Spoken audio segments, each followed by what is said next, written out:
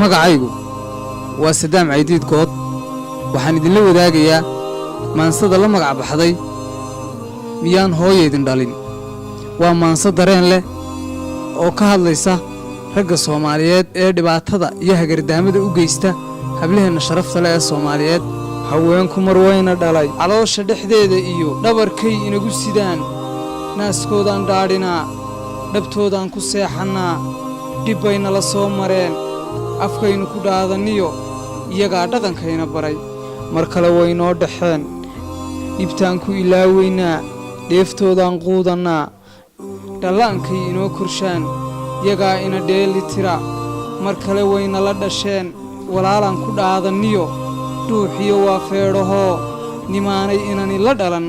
filkii ma dhex joogayo wuxuunbaa weli ka dhiman ragow maa dhoohantiin miyaa dheelalowsantiin miyaydaan dhiig lahayn miyaydaan dhiidhiyayn miyaydaan diinta dhigan miyaan hooyaydin dhalin miyaan hablo idinla dhalan miyaydaan dhaqan lahayn maxaa dumarka u dhibteen maxaa ugu dheelaysaan dhaloontidii quruxsanayd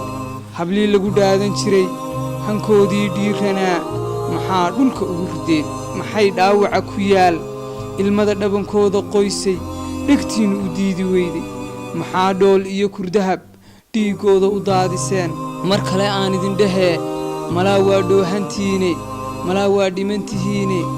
hooyooyinka ina dhaliyo dhallaanka ka daayo xoogga dhiggood ha ka reebine